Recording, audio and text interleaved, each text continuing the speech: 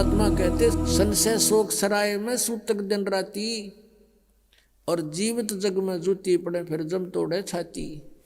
यहाँ बिरान मैटी हो ले गया संसार में, वो भूत बन के बुक्की में बोला है। और आगे कहते जम तोड़े छाती, यम के दूत बकलता रहेंगे। अब क्या बता रहे हैं परमात्मा कि यो सौदा फिर ना ही संतो, यो सौदा फिर ना ही।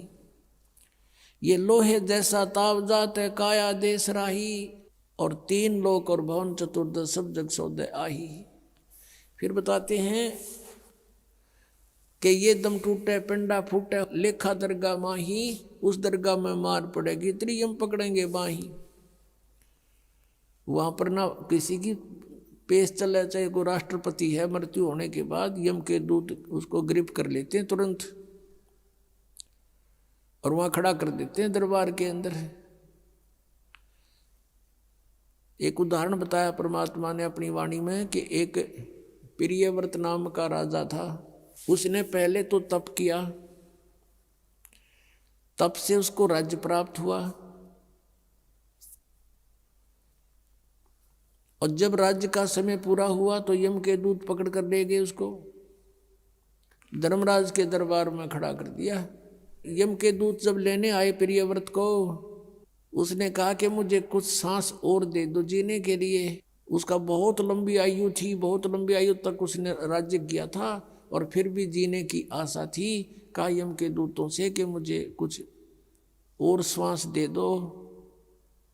यम के दूत कहने लगे खबरदार दे, तूने सांस लिया तो तेरे श्वास पूरे हो चुके हैं। चलो धर्मराज के दरबार में लेकर गए, वहां उसका अकाउंट बताया गया कि इतने वर्ष तूने तप किया था, उसके प्रतिफल में इतने वर्ष तूने राज्य कर लिया। अब बता कुछ करके लाया आगे के लिए। अब वहां तो सब पता होता है, उसकी जेब में पता लग जाता है कितना सामान है। कहने लगा जी नहीं, तकसीर होगी। कहने लगे इसका काला मुंह करो। अब प्रियव्रत कहता है मेरा काला मुंह क्यों किया जाता है, राजा था पूरी पृथ्वी का। तो धर्मराज ने कहा कि भक्ति के लिए भेजा था, भक्ति करे नहीं डले डोए। और फिर वो प्रियव्रत कहता गलती बन गई। धर्मराज कहता मैं तो गलती की सजा देता हूँ, जाओ पशु की योनि में जा राजा, अब गधा राजा बन जा। परमात्मा कहते हैं कबीर हरि के नाम बिना ये राजा रसब हो, रसब माने गधा, और माटी लदे कुमार के, और घास न डाले कोई।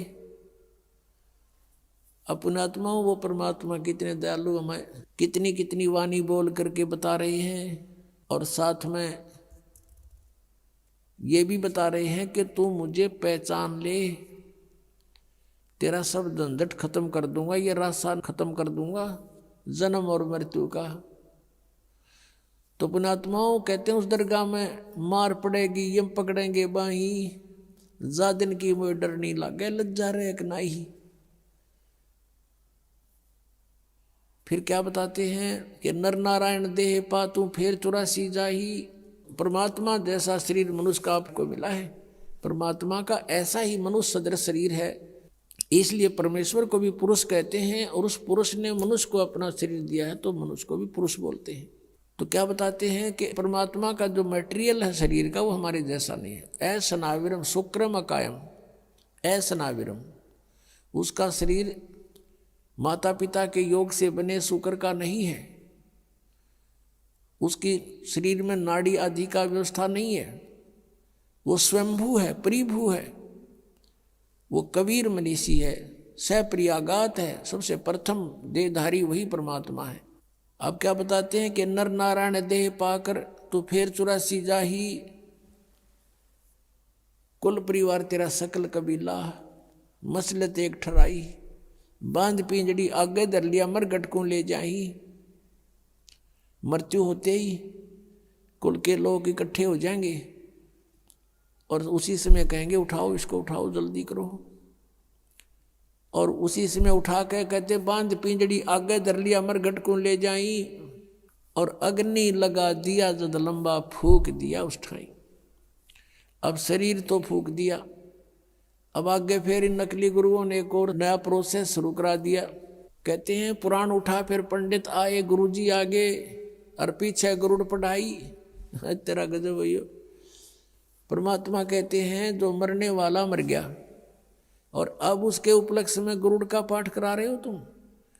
अब गरुड़ पुराण में बहुत ही ऐसी बातें हैं जो जीव ने पहले पढ़ लेनी चाहिए। उसमें लिखा है कि एक ने ऐसा जुल्म किया था, उसका बेटा मर गया। उसने ऐसा अपराध किया था, उसकी आंखें फूट गई।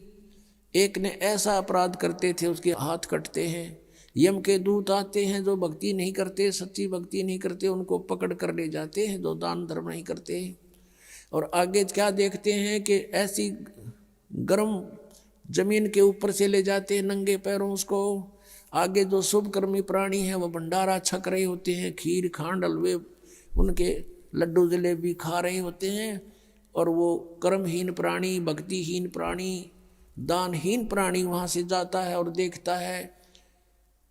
उनको कहता है यम के दूतों से, भगवान के दूतों से कि भाई मुझे भोजन करा दो, मुझे भूख लगी है। वो कहते हैं नहीं, तेरे शुभ कर्म नहीं हैं, चल तुझे भगवान के दरबार में पेश करके तुझे फिर कुटाई करेंगे तेरी। तो कहते हैं परमात्मा का कहने का उद्देश्य ये है कि वेद पुराण उठा फिर पंडित आगे पाछे गरुड़ पढ़ाई, कि उसको गरुड़ पुराण का पाठ पहले कराना चाहिए था, पहले सुनाना चाहिए था। वो बुराइयां बचता, डरता और शुभ कर्म कर जाता और उसकी दुर्गति ना होती। वो तो गधा बन गया और पाछे उसका गरुड़ पुराण का पाठ करा रहे। अब क्या फायदा मरने के बाद मुंह में घी डालने का। अब क्या बताते हैं कि पुराण उठा फिर पंडित आए, पीछे गरुड़ पढ़ाई। और फिर बताते हैं नर से तीतु पशुआ कीजिए, गद्दा बैल बुनाई। ये 56 भोग कहाँ मन भोरे की तो कुरुड़ी चढ़ने जाई। आप सुन रहे थे जगत गुरु तत्वदर्शी संत रामपाल जी महाराज जी के मंगल प्रवचन। अधिक जानकारी के लिए विजिट कीजिए हमारी वेबसाइट www.jagatgururampalji.org। संत रामपाल जी महाराज जी के शुभ आशीर्वाद से पूरे विश्व भर में 500 से भी ज्यादा नाम दीक्षा केंद्र हैं, जिन पर संत रामपाल जी महाराज जी द्वारा ऑनलाइन निशुल्क नाम दीक्षा दी जा रही है। अपने नजदीकी नाम दीक्षा केंद्र का पता करने के लिए संपर्क करें 8222880541।